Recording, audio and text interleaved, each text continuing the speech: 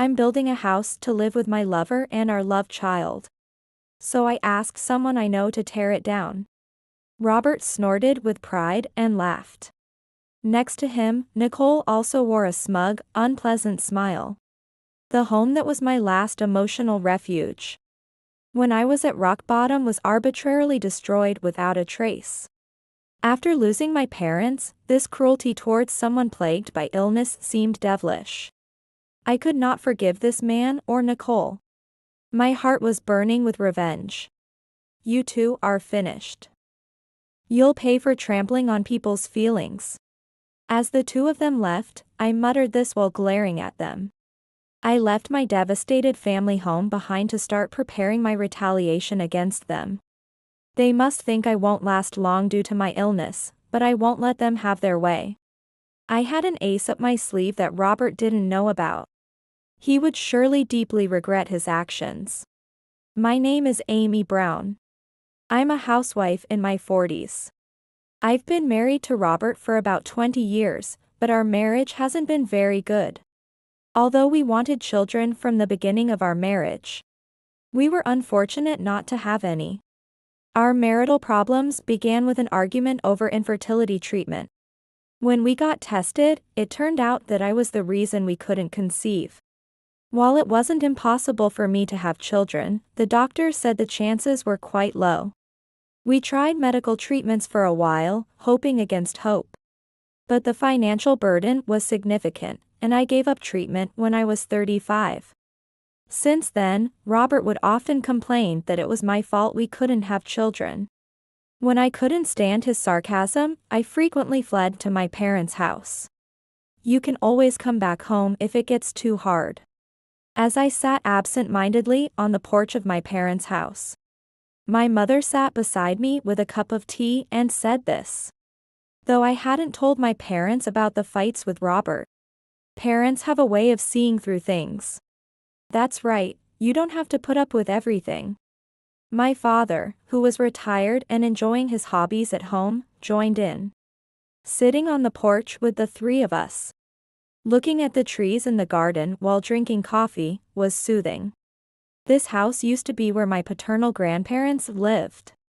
Although it was quite old, my grandfather, who was a meticulous person, had it built by a skilled carpenter, so it was still in good condition and livable. Being here always calmed my mind. Even though I had moved out after getting married, this place remained a place of comfort for me.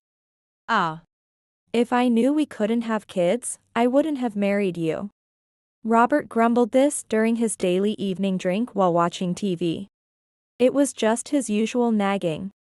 On the TV screen, a program showed small children running errands. Years have passed since then. We are both in our 40s now, and our relationship has completely soured. Especially when it comes to children, he relentlessly blamed me. All my colleagues have kids, and I just can't relate, sigh.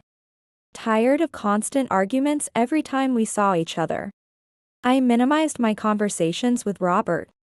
Feeling uncomfortable at home, Robert started to stay out late under the pretense of overtime or working on weekends.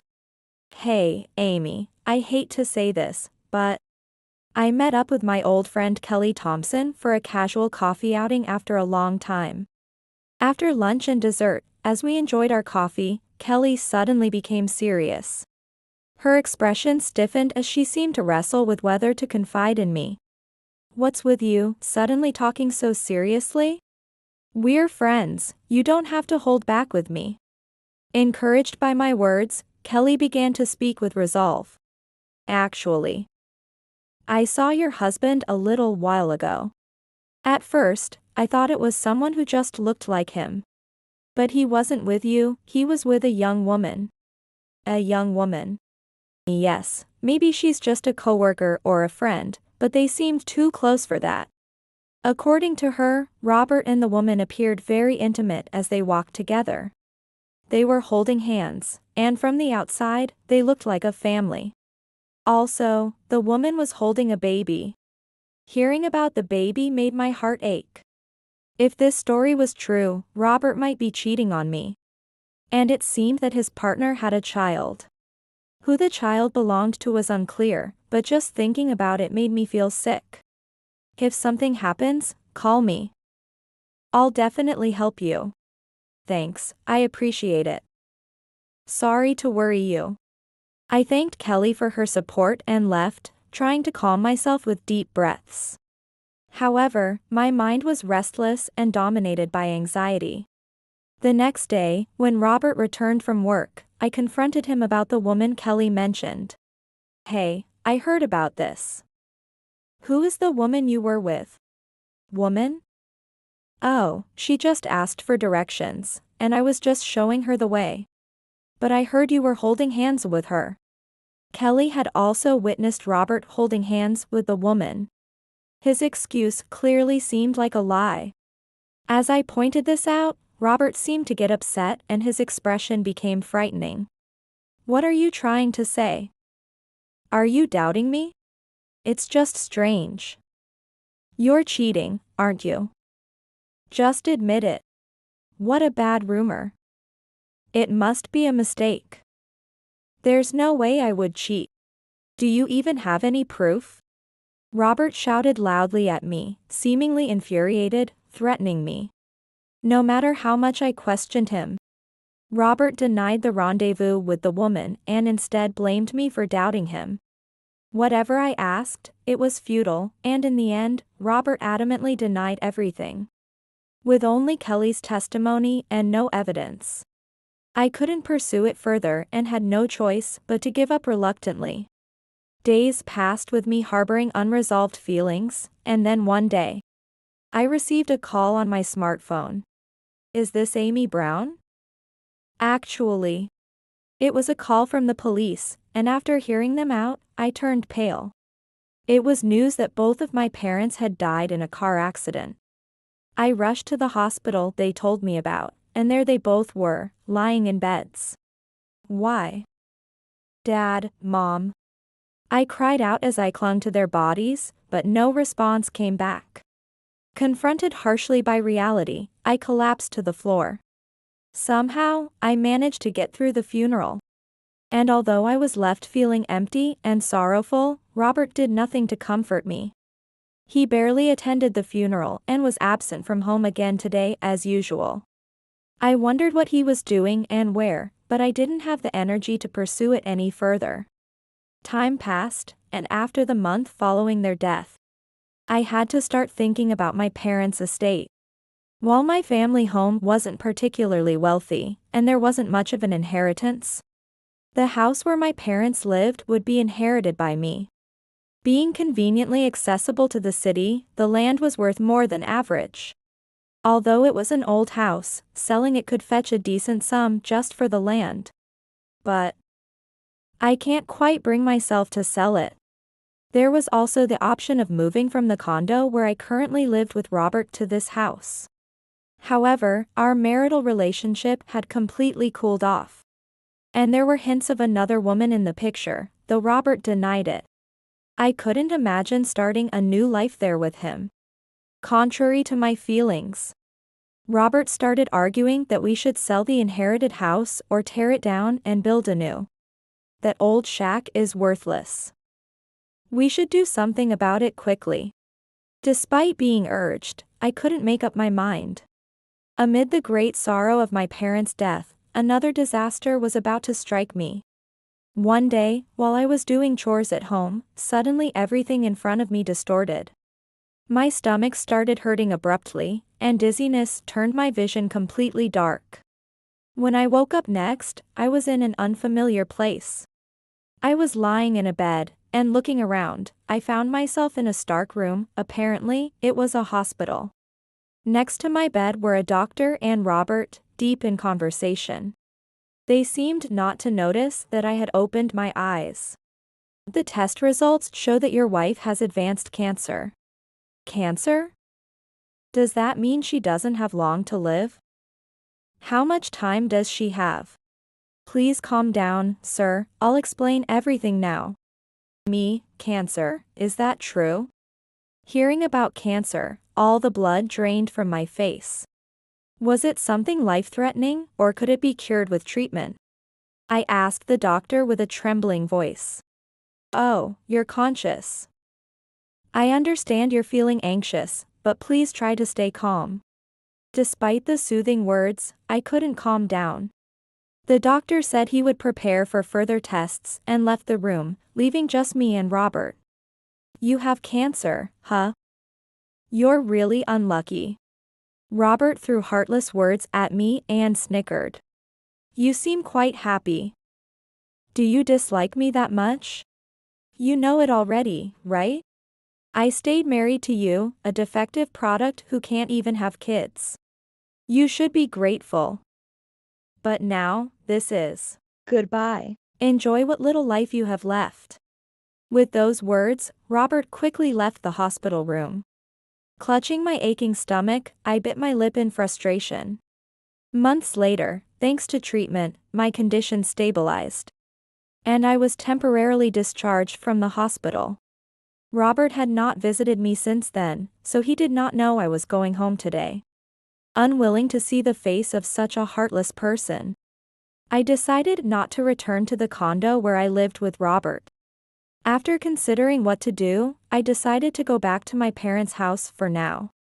And took a taxi from the hospital, giving the driver the address of my family home. My parents, who had always welcomed me warmly, were no longer there. But I thought that the familiar old house would still bring me some peace. However, when the taxi arrived at its destination, I couldn't believe my eyes. What is this?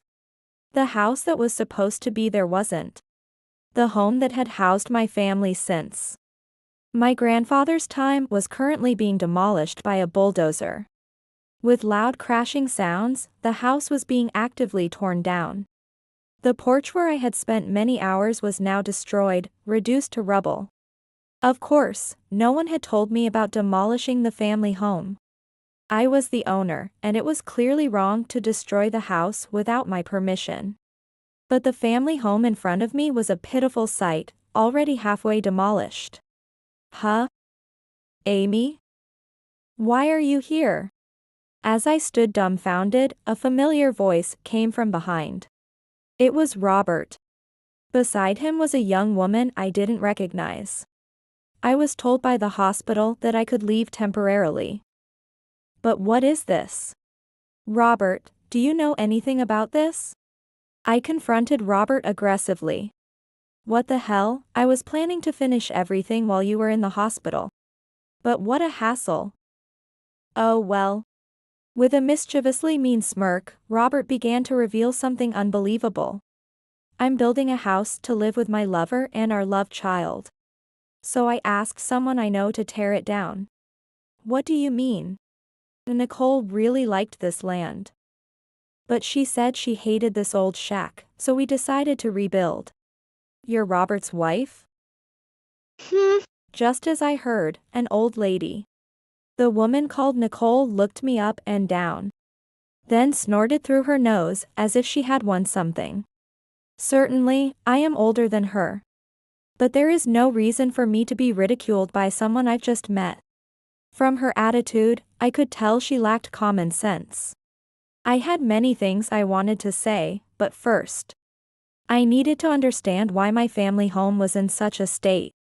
Thinking this, I ignored Nicole and confronted Robert. Wait a minute, do you even realize what you are saying?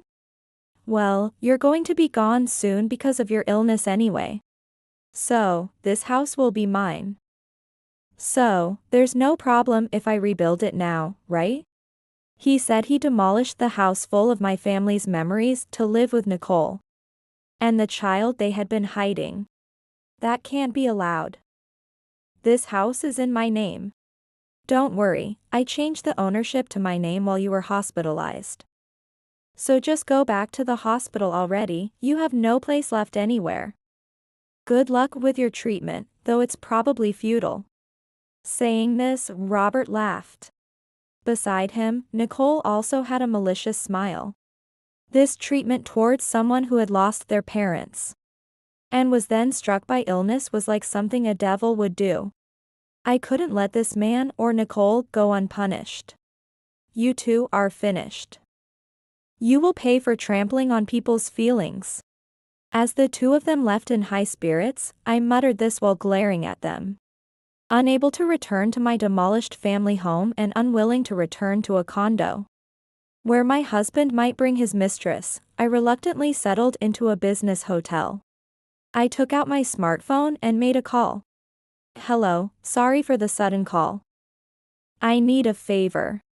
The person on the phone was Kelly, who had previously informed me about seeing Robert and Nicole. When I explained everything to her, she became angrier than I could have imagined. What? That's absolutely unforgivable. Of course, I'll help. What should I do? Well, I've already decided. I'm going to tell everything to that person. He will surely help us. Kelly gave me a reassuring response, and I hung up the phone relieved. Robert didn't know, but to me, she was an incredibly significant trump card. After ending the call, I sighed. With this, the encirclement to corner Robert was complete. Let him see hell. I will make sure he regrets trampling on my feelings. I swore this in my heart. Then, 3 days later. As expected, I received a call from Robert. Hey. What is this all about? What did you tell the boss? He questioned me with a voice louder than ever, but I was not intimidated. You seem quite flustered. Got a quite scolding, huh? Serves you right. Why do you have a connection with the boss? Were you hiding it? Cheater. You're the last person who should call anyone a cheater. I just shared with a friend that my husband betrayed me. If there are consequences for that, it's entirely your own doing. The boss of the real estate company where Robert worked was actually Kelly's husband. After hearing everything from me, she told her husband all about Robert's misdeeds. What does it mean for someone in real estate to deceitfully take over buildings and land like this? Why? No, I mean, it was something my wife and I decided on after discussing it. The boss reprimanded Robert, who stuttered excuses, and apparently told him he was fired, as it would affect the company's reputation if it became known that an employee had forged documents. It was only natural for him to be fired. Hurry up and tell the boss it was all a lie. I'll really get fired if this goes on. Hey, what's all this about? You've ruined everything because of you. From the phone, I could hear not only Robert's voice but also Nicole's hysterical one. It seems your plans have backfired, unfortunately, but you brought this on yourselves. You got what you deserved for trying to deceitfully snatch someone else's property. What's wrong with a husband doing what he wants with his wife's things? That house isn't yours. It's something I inherited from my dear family. Normally, even a husband cannot simply claim real estate in his wife's name as his own. However, when I checked the registration, the house was listed under Robert's name. I don't know what methods he used, but it was clearly a crime targeting my absence. If I had stayed hospitalized, the forgery might never have been discovered. Even if it had been, he probably assumed I wouldn't be able to fight a prolonged legal battle due to my illness. But Robert had made a big mistake about my illness. How low can you be, targeting me while I'm hospitalized? Your illness was a good opportunity. You were in the way of my marrying Nicole. I was happy when I knew you'd be gone on your own. Robert confessed that he had been secretly seeing Nicole for several years. It seemed he no longer cared to hide it. I met Nicole at a bar. Unlike you, she's young and cute, and she's charming. Plus, she could have kids right away, unlike you. Knowing that I was self-conscious about being less likely to have children, Robert boastfully said that he could have children with his mistress. I see. So you're planning to live happily in a new house with Nicole and her child after I'm gone. You catch on fast. Yes, that's right, so don't worry about that house. One less thing for you to worry about. Oh, and I should check your insurance papers. I wonder how much we'll get. Right. You won't need a house anyway, since you'll be gone from this world. In Robert and Nicole's minds, my departure from this world due to illness was a done deal. Even though I was right there on the phone. They were already counting on the insurance money they would receive. I had wondered where the money to demolish the old house and build a new one would come from. But it seemed they planned to finance it with the insurance payout. I don't know what you're misunderstanding, but it won't go as smoothly as you think. Is that your consolation? It's pathetic, really. Just admit your defeat and tell Robert's boss it was all a lie.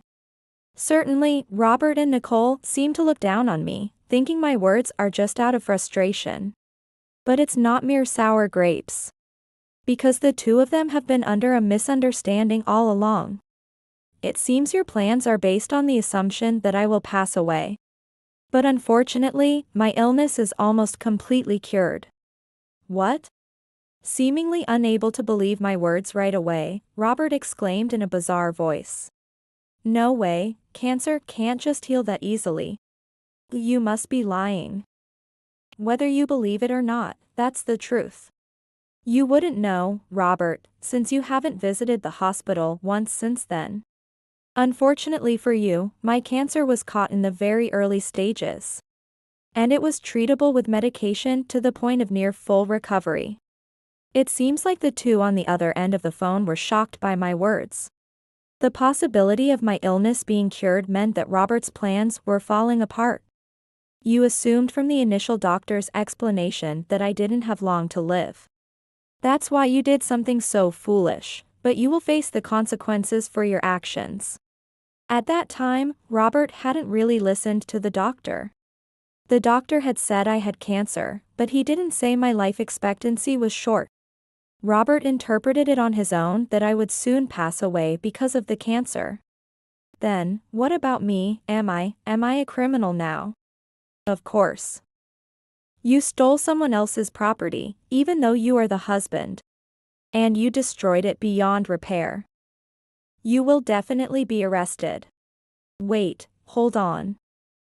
It was just a little misunderstanding. Let's talk. Right? Realizing the gravity of the situation, Robert started to panic amusingly. I have nothing more to say to you. Goodbye. Amy. Please, don't hang up. Listen to me. Hey. What's going to happen to the house now? That's not what we agreed. Ignoring the two shouting loudly on the other end, I unilaterally ended the call. I had been passive up until now, but finally felt a sense of relief as I was able to retaliate. Please, it was just a moment of madness. Forgive me. When I returned to the condo, Robert was waiting for my return. He was prostrating himself on the floor, apologizing tearfully. It was an attitude unthinkable from the Robert of the past. But kneeling in front of me did not make me feel like forgiving him. Rather, I felt colder thinking that he could not apologize unless pushed to this extent. A moment of madness? You seemed quite devoted to going as far as rebuilding a house for that child. At that, Robert abruptly looked up. No, I was deceived by her too, by Nicole. According to Robert. After telling Nicole that the house would not be theirs and that he might become unemployed. They apparently had a significant argument. Huh? Unemployed? And we won't get the house? What do you mean? You said you'd build a house for me, you liar. That's awful. Can't help it. It was all unexpected for me too. Ugh. Such a useless man. Then it's over, let's break up. What are you saying? Don't talk about breaking up. No way, I can't deal with an unemployed old man. Bye. Then, I have no use for a man without a house or money, I'll find someone else. Saying that, Nicole left with the child, and Robert lost contact with her. So you came back to me because of that? Pathetic. Say what you will. I may have hurt you out of selfishness. But I've realized who really loves me. Robert said this in a melodramatic tone, tearfully. Well, good, because I have something to give you too. Ah. Thank you, you're forgiving me, right? That's my wife. Robert seemed relieved by my words, misunderstanding that I had forgiven him. Whereas he was smirking, I handed him something. Here, take this. What's this? Just check what's inside. It was an envelope containing several documents. Tilting his head, Robert took the envelope and was shocked as he saw the contents. Is this, for real? As you can see, it's a divorce form. And a copy of the lawsuit. Read it carefully. You're suing me, your husband? Why? Of course. I can't live with a criminal who changed the ownership of property while his wife was hospitalized. Robert, perhaps from shock or anger, trembled and approached me loudly. I apologized for that matter. Didn't you forgive me? There's no way I can forgive you. Cheated on, and on top of that, you destroyed my beloved family home. My favorite house is gone forever. I also shouted, driven by my emotions. Although I was able to stop the demolition of my family home through formal proceedings after the fact, the building was mostly destroyed and could never be restored. It's unforgivable to destroy someone's precious things and get away with it. I had no intention of easing my retribution against Robert. We can just build the house again, can't we? Think it over, please. Even now, Robert uttered heartless words. He probably still doesn't understand why I am so angry. Feeling that there was nothing more to discuss with this man, I grabbed a bag containing my packed belongings and left the house. Where are you going? We're not done talking yet. I don't even want to see your face anymore. From now on, let's communicate through lawyers. I'm also planning to sue you for damages, so be prepared. Shaking off the pleading Robert, I exited the entrance of the condo. Behind me, I could hear the voice of the man who was once my husband, begging me to wait. But I ignored it and left the house where I had lived for many years. Afterwards, thanks to the company president, who provided me with a skilled lawyer, I was able to gather evidence of Robert's document forgery and submit it to the police. The police acted quickly, and I finally managed to regain the rights to that land. If my illness had truly been as serious as Robert had planned, I certainly wouldn't have been able to sue. I'm profoundly grateful that the cancer was detected early. It later turned out that Nicole's child wasn't actually Robert's. The real father was a bartender Nicole had once dated. Although Nicole had been seeing both the bartender and Robert, who was a regular at the bar where she worked, she had a falling out with the bartender. At the time she broke up with the bartender, Nicole was already pregnant and lied to Robert, claiming it was his child, likely planning to have him raise it. Unaware of Nicole's money-driven motives, Robert, wanting to impress her, boasted about owning land he didn't have and claimed he would build a house. As long as he was married to me, obviously, he couldn't have acquired any land. Unfortunately, at that moment, cancer was discovered in me, unwittingly accelerating Robert's ridiculous plan. He was just a money source for me. I was dating you because you were useful. Robert, never suspecting that he had been cuckolded, was shocked when Nicole revealed this truth to him. After that, Nicole disappeared from Robert's life and went completely off the radar. However, after hiring a detective to investigate, it was discovered that she had married a wealthy man. I hired a detective to locate her, and when I did, I immediately called her out. Although Robert was the one who actually committed it, Nicole also played a role in the loss of my family home. I couldn't forgive Nicole for continuing a relationship with my husband, knowing he was married. What do you want? I'm busy, you know? She glared at me from across the table. She still seemed like a strong-willed woman. Please pay the compensation. You're responsible too for my loss of my parents' home. Huh? Why should I pay anything now that I've broken up with Robert? As expected, Nicole had no intention of paying the compensation. Then I'll have to talk to your current husband about this. Her face visibly changed when I said this. Wait, please don't tell him. It would cause trouble. She was clearly worried about her current husband finding out, and hastily agreed to pay the compensation in full. She didn't want to lose the stable life she had managed to secure. After making sure she would sign the documents regarding the compensation through lawyers, I parted ways with her. But I couldn't let it end there. I sent a letter anonymously to Nicole's current address. I later heard through the grapevine that Nicole's husband had found out about the compensation claim.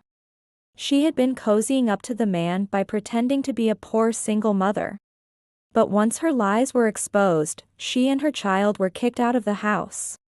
Since then, Nicole, now without a place to live, has been receiving welfare benefits and living modestly with her child.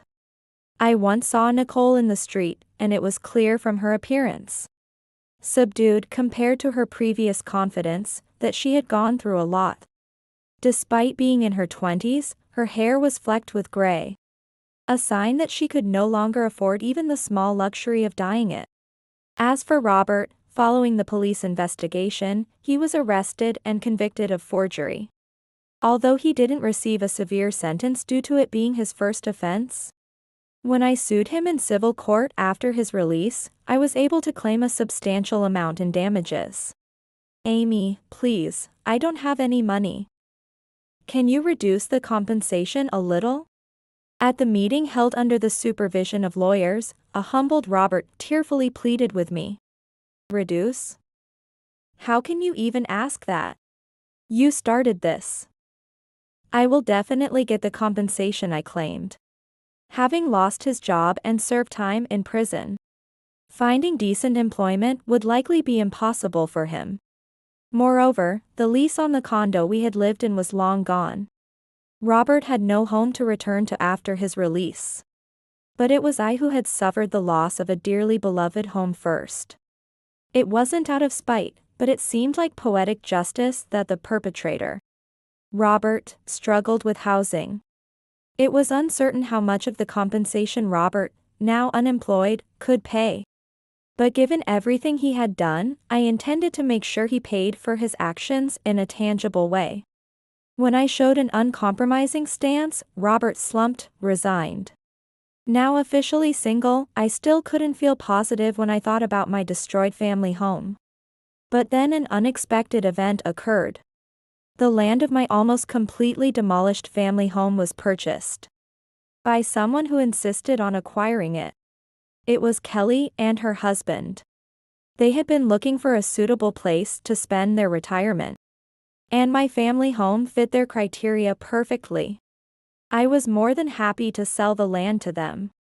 Now, a new house stands there, but thanks to Kelly and her husband's kindness, the garden trees were left as they were. I occasionally visit, and while looking at the garden trees and flowers that survived, I reminisce about the days spent with my parents.